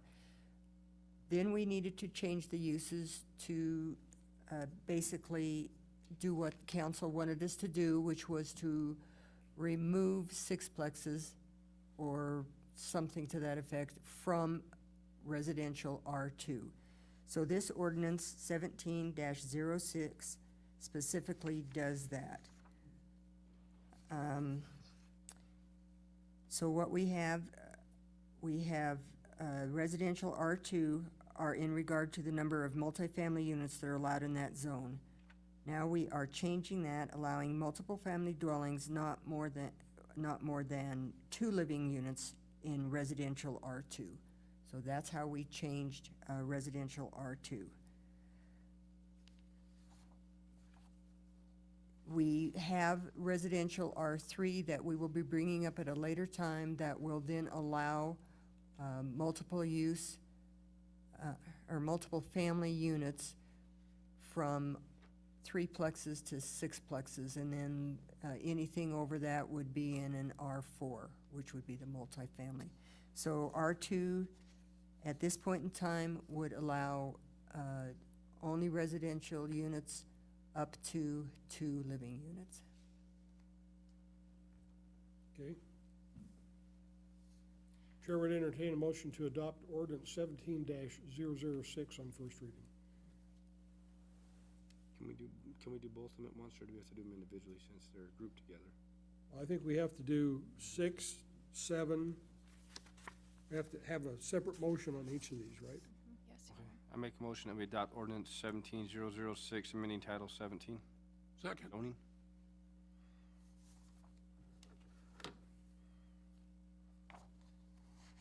Been moved and seconded. Any discussion? Mike?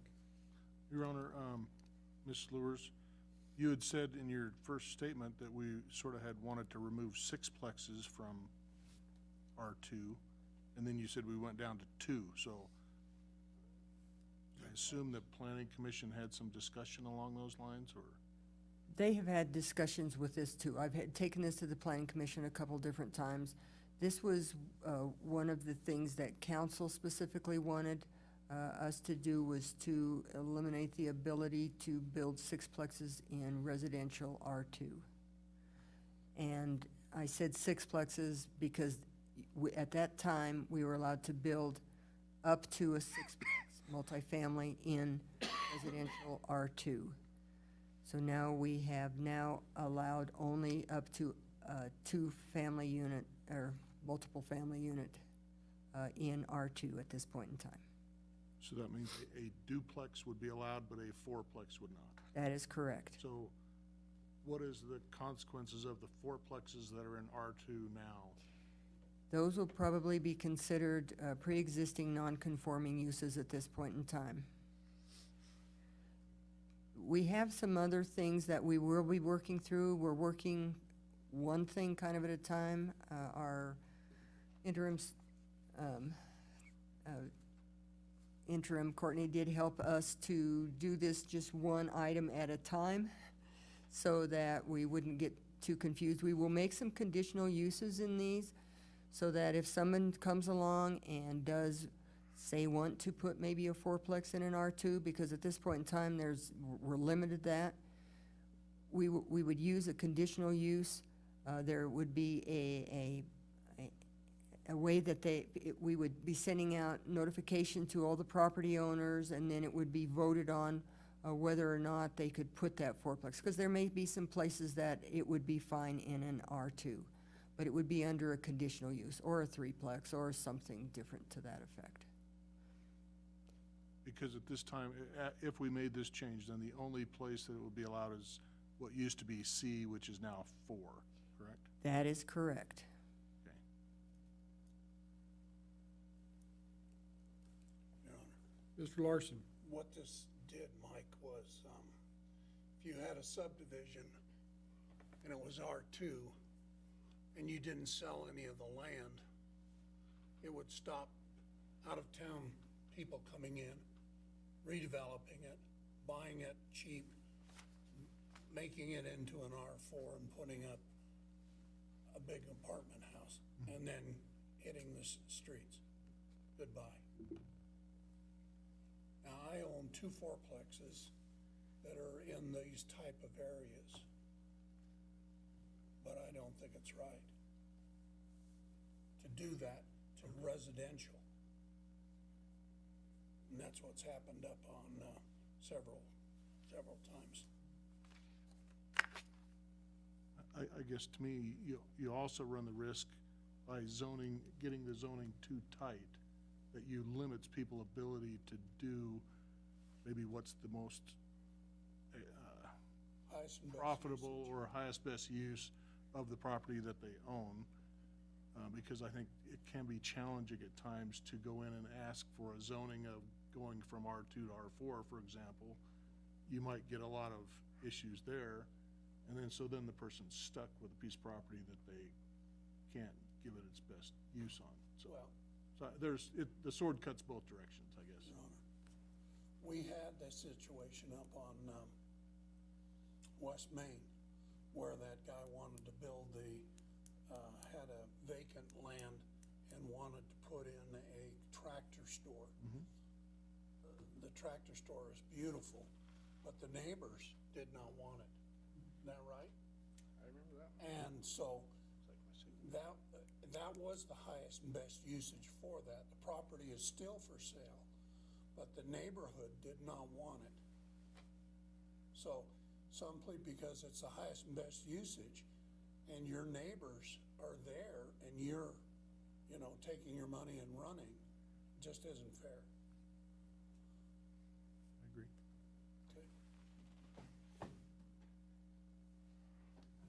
Okay. Mr. Adcock? How many properties right now in the R2 zones would have, would be determined to be non-conforming pre-existing uses? I mean, are there a lot of them there?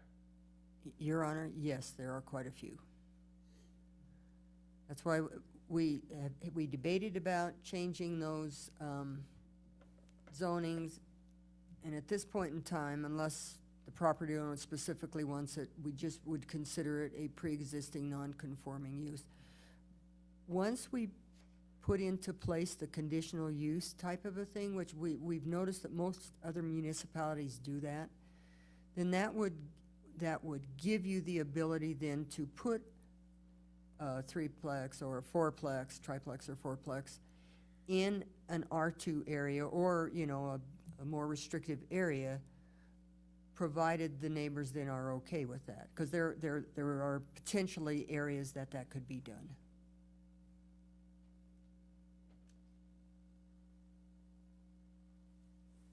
So it's my understanding that with a conditional use permit, what we do is we get back the flexibility.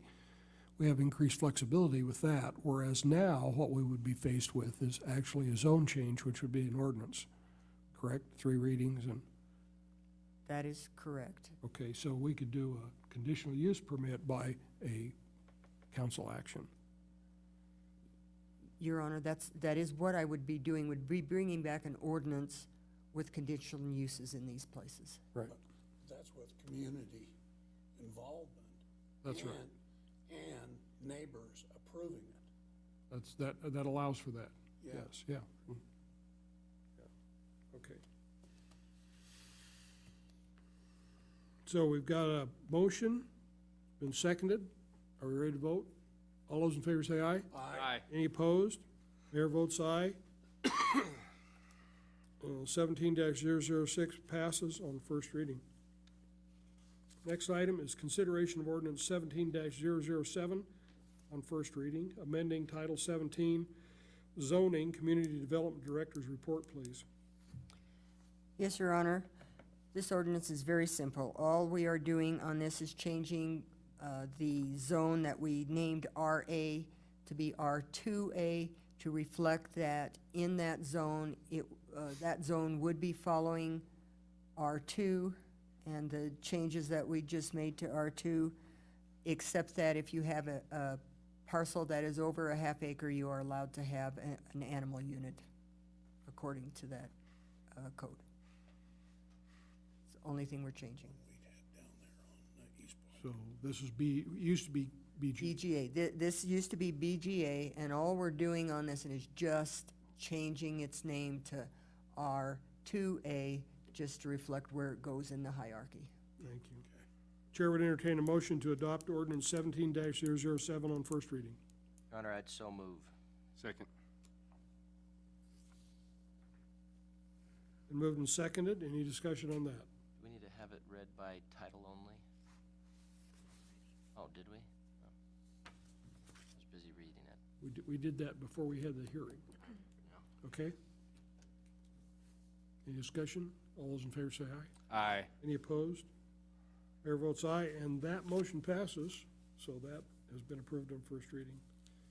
Okay, now the next item is public hearing for the ordinances 17-004, 17-009, 17-010, 010, I guess would be the way to say that, 17-011, and 17-012, Riverton Municipal Code, Chapter 5.04, Alcoholic Beverage Revisions.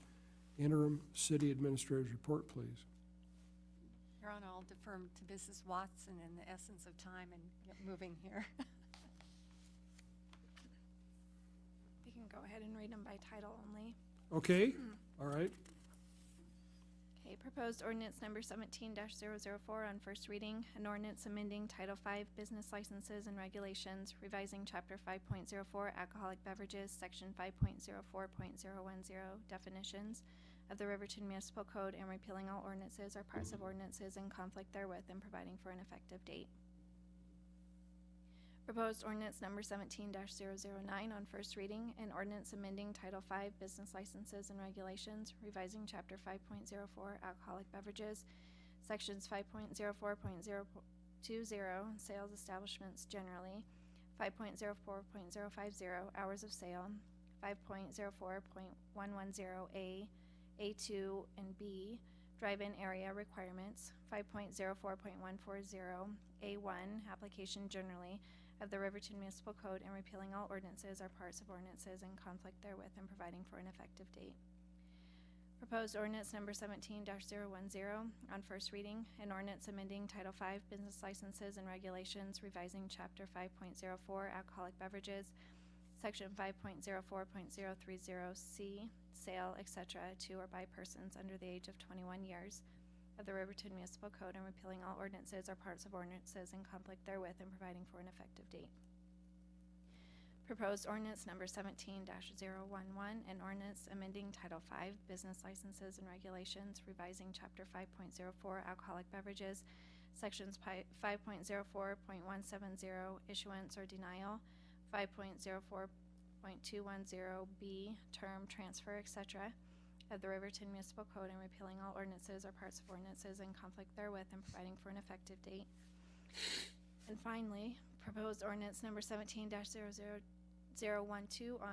on first reading, an ordinance amending Title V Business Licenses and Regulations, revising Chapter 5.04 Alcoholic Beverages, Section 5.04.180 Restrictions on Issuance, of the Riverton Municipal Code and repealing all ordinances or parts of ordinances in conflict therewith and providing for an effective date. Thank you. Your Honor, I would move that we open the public hearing. Second? It has been moved and seconded to open the public hearing. All those in favor say aye. Aye. Any opposed? Mayor votes aye, and the motion passes. I now declare the public hearing to be open. The hearing will be conducted in accordance with state statutes and other applicable laws. I would ask those individuals wishing to address the council to approach the podium and identify yourselves for the record.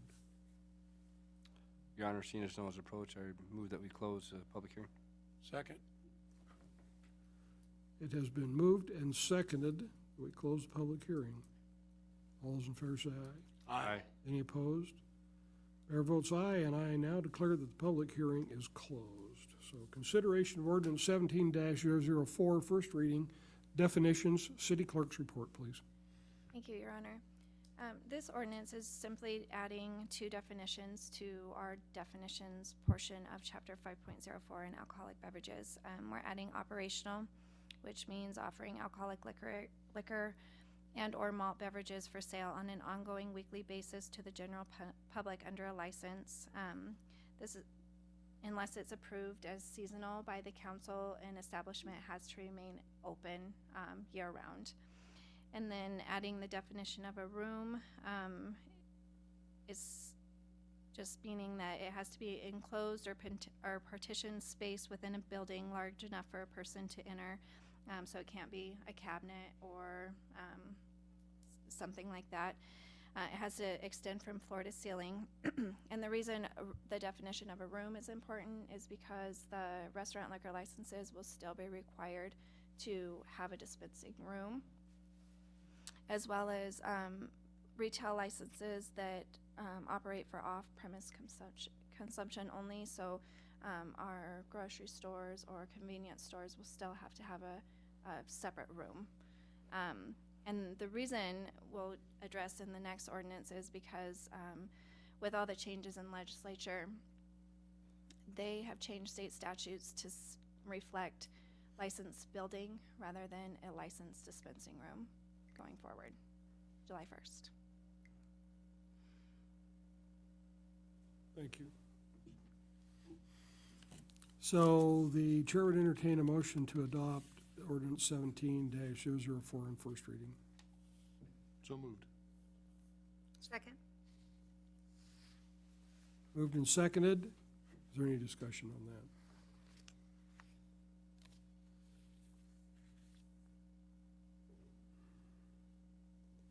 that? Okay, so I do have a question about, so here we have the Good to Go. All right, they're gonna remodel their building and create a room, okay? But they have a full retail liquor license. They do. Okay, now they're gonna operate as a package store. But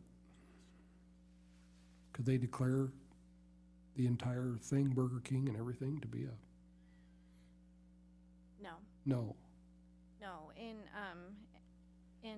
our ordinance and also in state statute, there is a provision for off, premise consumption. So grocery stores, convenience stores, that they still have to have a dispensing room, and it still has to be floor to ceiling, so that nobody, the reason they did that is because they don't want alcoholic beverages to be sold next to the milk.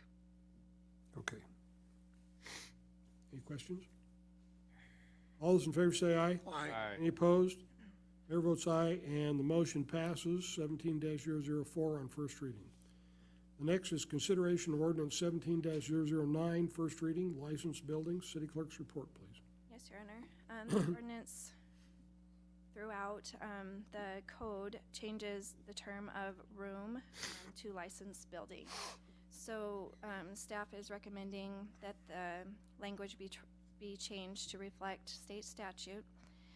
We are also adding additional language to address minor restriction in licensed buildings. So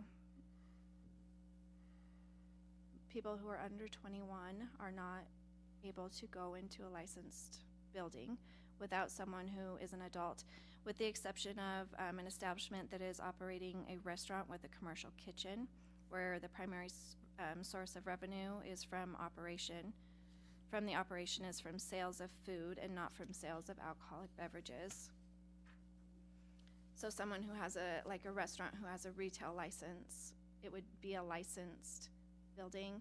They would still allow minors in, but they would have to operate a kitchen in order, and the minor would have to be accompanied with an adult, someone who's over 21. We are also asking for language to be put in there that no person under the age of 21 can remain on a licensed building or in a licensed building until after 10 p.m. So 10 p.m. would be the cutoff for any minor into a licensed building. There are no age restrictions on limited retail licenses or clubs, and they're not now currently in our code. And then this wording, it still says establishments that operate primarily for off-premise sales shall maintain a separate area for the sale of alcoholic or malt beverages. So the grocery stores and convenience stores are still required to have a restricted area. Okay. Chair would entertain a motion to adopt ordinance 17-009 on first reading. So moved. Second. Moved and seconded. Any discussion? All those in favor say aye. Aye. Any opposed? Motion passes. The next thing is the consideration of ordinance 17-010, first reading, minor restrictions in licensed buildings. City Clerk's report, please. Yes, Your Honor. This ordinance is adding the additional language that it is unlawful for any person under the age of 21 years old to enter or remain in an establishment that is primarily for off-premise sales of alcoholic liquor and or malt beverages, unless accompanied by a parent, spouse, or legal guardian who is 21 years of age or older.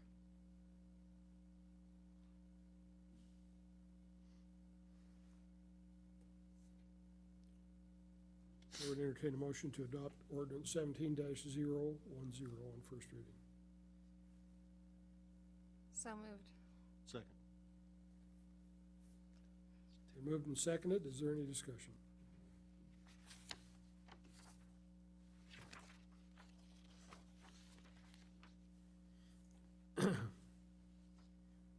It seems like they're really splitting some fine hairs between retail liquor license and a restaurant liquor license. It'll be hard to sort that out. Okay. All those in favor say aye. Aye. Any opposed? Mayor votes aye, and the motion passes. Next one is the consideration of ordinance 17-011, first reading, preference rights on expired licenses. City Clerk's report, please. Yes, Your Honor. This ordinance removes the language regarding preferential rights to a license. So if someone lets their license lapse or expire, our current code and state statute says that they would get preferential treatment on the reissuance of that license. Effective July 1st, that will be removed from state statutes, and so we're just going to reflect that in our code as well. Okay, Chair would entertain a motion to adopt ordinance 17-011 on first reading. So moved. Second. Is there any discussion on that? All those in favor say aye. Aye. Any opposed? Mayor votes aye, and the motion passes. Consideration of ordinance 17-012, first reading, issuance and minimum purchase restrictions. City Clerk's report, please. Yes, Your Honor. With the changes in the legislature, they have removed the $500 minimum purchase for licenses other than a retail liquor license. So a restaurant liquor license or a club liquor license is not required to meet the minimum in order to renew. And then we're also proposing the removal of the language regarding who is eligible for a liquor license. Currently, it says the mayor, a member of the city council, or a law enforcement officer is not eligible to have a liquor license in their name.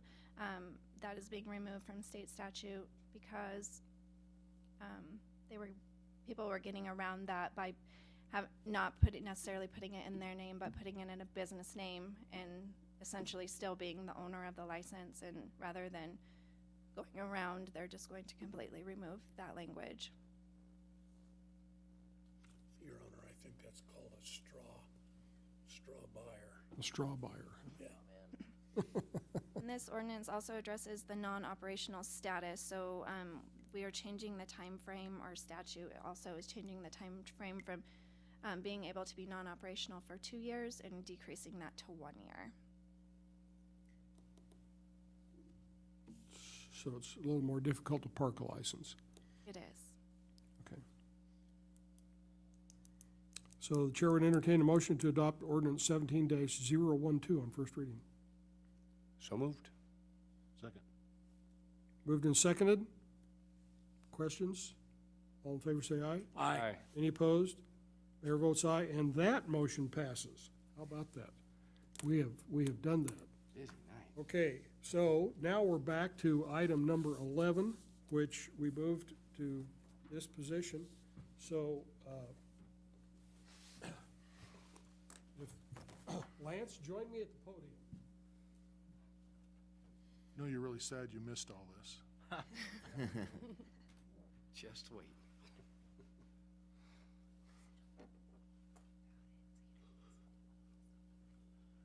There's your copy of your oath of office. Okay. Okay? So, raise your right hand.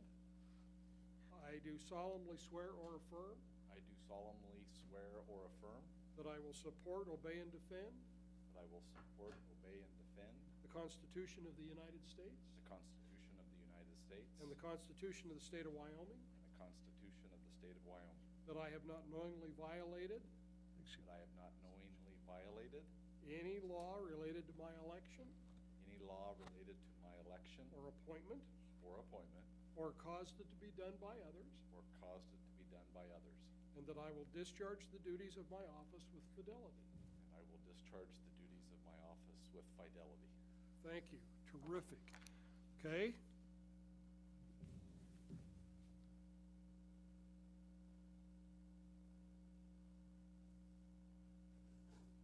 Cool. Thank you, guys.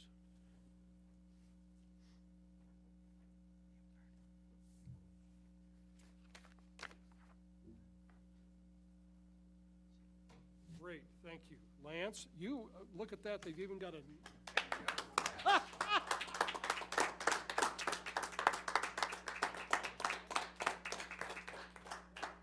Great to have you.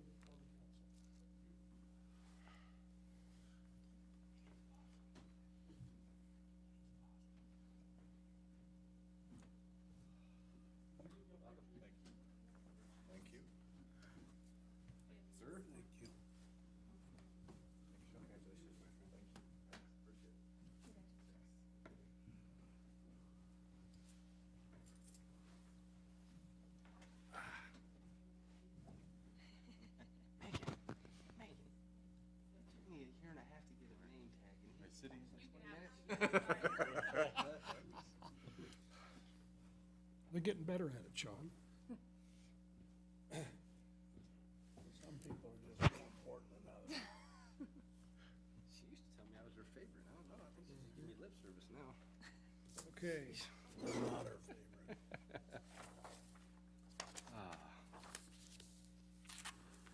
Well, this is great. We're full up again on the council. And I appreciate all the people who came and were willing to serve, and thankful that we've got a good guy that can help the council do its business. So the next item on the agenda is council committee reports and council members roundtable. This is an opportunity for us to kind of shoot our mouths off if you want to. And so, and if you've got any assignments that you would like to report on that you've been involved in, you can do so now. Holly? The only thing that I have is the School District 25 Recreation Board didn't meet yesterday because we ended up having some scheduling difficulties. So that meeting's been pushed to next Monday at 7 o'clock, but it'll still be here to pay bills. Okay. You're up. Yes, this past weekend I had an opportunity to participate in the fundraising banquet that they did in town for the Hunting with Heroes banquet. It was an incredible show of support by the community. We raised, right now I'm getting that they're expecting over $55,000 raised in one night from the community. And the good thing about that is all of it will stay right here in Riverton, in Fremont County, to support veterans coming here, have an opportunity to hunt, stay, fellowship with some people for a week, and then get them back to the home. So Darren Coyle, Rich Pingetzer, a whole bunch of other people, I can't name them all. They just did a phenomenal job. We came together, and it was very heartwarming to see the support for the veterans that will be coming in here. So it was awesome. Great. And then the other thing I have is, try to compose myself on this one. The 11th of May, we are going to do an opening ceremony for Little League. We are inviting everybody down there. We are going to have, the chief's going to bring the Mounted Color Guard down there. We're going to have Mrs. Martinez come down, and we're going to recognize Lee for his 49 years of service to Little League. Recognize Mrs. Martinez for supporting him for 49 years of volunteering in Little League. So it should be a good time to remember Lee and the sacrifices that he gave to the youth of this community. So if you all can make it, that would be great to have you guys down there. Time again? 6 o'clock. 6 p.m. on the 11th. That's all I have, Your Honor. Good. Kyle? Nothing, Your Honor. Nothing. Nothing. Mike? I had the pleasure of attending the airport board meeting. We met up at the airport in the new ARF building, and we got to see the new fire truck that we purchased. And I even got to go for a ride, and they demonstrated how all the nozzles work, and the whole thing can be driven by one guy, run the console, run the foaming, the spray and all that, and it puts out, don't correct me if I'm wrong, like 750 gallons a minute or something like that. It really gets after it. And we washed down some runway, so. And so it's a beautiful truck, and they did a great job in the ARF building. The truck fits, just barely. And but it fits, so. And so now they've got some repairs to do to the old fire truck so that we will have a backup. And so that puts us in a little bit better position up at the airport. And then I also got the pleasure to attend Community Entry Services had a fundraiser over in Lander, the Dancing with Stars. Again, it was very well attended. Again, I think we're all very lucky to live in Fremont County. Almost every single, charity event that goes on is just very well supported, and they raised, again, somewhere in the tune of $50,000 for Community Entry Services, who supports people with disabilities and has group homes and that kind of stuff. And so they do a great job in Riverton, Lander, Casper, Jackson, all over the place. So it was a really neat event. So. Thank you. Mr. Hancock? Well, I was going to bring up Dancing with the Stars, although I didn't attend. I had a coworker who attended and apparently made a good showing. Ember She did a great job. Her partner. But no, I don't have anything else, Your Honor. Thank you. Good, thank you. Mr. Godey, have you got anything for us this evening? The only thing I would actually want to finish off tonight with is it is an honor to take the position that Lee held here, and I really just wanted to speak to that, and just really feel like it's a privilege, an honor and a privilege to take the position that, and to be appointed for that position and feel such a person I very much respected Lee, and I guess that's probably about it on that, and I look forward to many meetings to come, so. Okay, all right, so you will, in the next few weeks, you'll get an opportunity to vote on all of those ordinances that we passed tonight. Here's your packet. Yeah. On first exactly. reading, so we'll make sure that we've got your email address and all that kind of stuff, okay? Sure. Yeah. I'm sure there'll be some follow-up here after the meeting. To There will be some follow-up after the meeting to make sure that you're properly acquainted with the city, and we know how to get in touch with you. Great. Okay? City Administrator's report? Yes, Your Honor, I have 5 items. First is I received a phone call from Charter. They had some issues in Casper, which we may have taken out lines in Riverton. So if anyone had disruption of service with their telephone or their internet, they hope to have it up real quickly. So if you're getting any questions from the community, Charter is working on that. The second item is a third budget session is being held tomorrow. It's on capital project prioritization, as well as revenues for the enterprise funds, water, wastewater, and sanitation. And I believe, airport, are we doing airport? Probably not airport. And so that starts at 9 o'clock, 9 to 10:30. So if you could come prepared on your prioritization for capital projects. I know we covered that a little bit last week, and that would help move along that discussion a little bit quicker. The third item is next week for the work session. I have, boy, we are so busy, aren't we? Don't you love it? Resolution for permit fees. We'll be talking about that for the temporary merchant permitting. I heard tonight that you would like to see ordinance 17-003 on third and final reading next week. We also have a North Federal update that Mr. Butterfield will be presenting. We'll be addressing increase in fees for community development. We usually historically put all those things together, and this year we didn't do that. And so Mrs. Lours is going to present a fee structure on professional occupational permits, as well as building permits and increases with that. We also have an item called permitted uses of public property. So if we would like to permit a use for 422 East Main or the parking lot behind Kusels or City Park, what are you willing to let us do on that property? What does the public do on that property if they have a permit that they're going to be issued? And final, congratulations to Councilman Lance Godey. It'll be a pleasure working with you and getting you on board, and we'll be giving you about 4 4-inch binders for you to study in the next couple of weeks. So congratulations. We're happy to have you aboard. Thank you. The test isn't that bad. Yeah. Mr. Larson, you got a... When you were talking about the parking lot behind Kusels, has anybody been from the department over there to check the surface of that? Because that blacktop needs to be worked at. And without fees, that comes out of somebody's pocket. So the parties using that should be paying for it.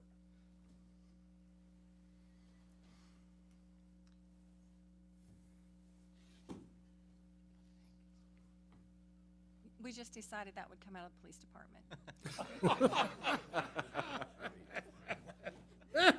Do we need to vote on that? Go there. Oh, man. Look at that, Councilman Larson. Thank you. You're welcome. Okay, thanks, Courtney.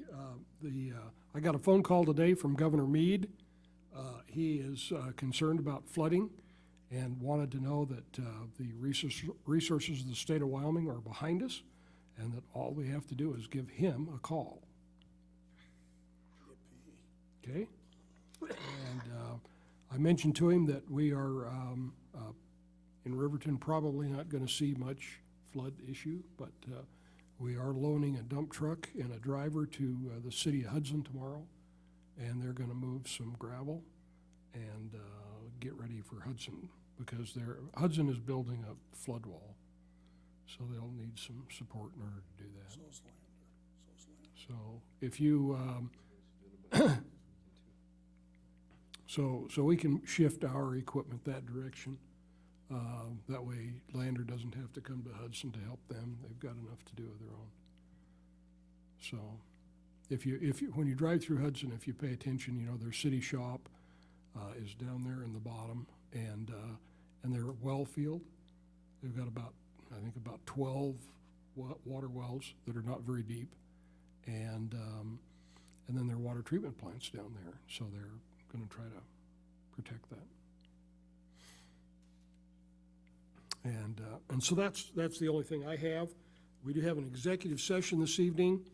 The chair would entertain a motion to convene into executive session for the purpose of personnel, considering the appointment, employment, right to practice, dismissal, complaints or charges against a public officer, professional person, or employee in accordance with Wyoming Statute 16-4-405A2, and for the purpose of considering offers, tendering wages, salaries, benefits, or terms of employment during negotiations in accordance with Wyoming Statute 16-4-405A10. I'd so move, Your Honor. Second. It's been moved that we go into executive session. All those in favor say aye. Aye. Any opposed? The motion passes, and we stand convened into executive session. Chair invites the city clerk to join us, and we don't anticipate that there will be any action taken after this session, so you can go, and if anything happens, we'll give you a call. All right? You want the administrator also? Do you want an administrator too? Megan's, she's saying, Kristen's saying, yeah. Okay? All right, You're not getting off that early. okay. We are in executive session.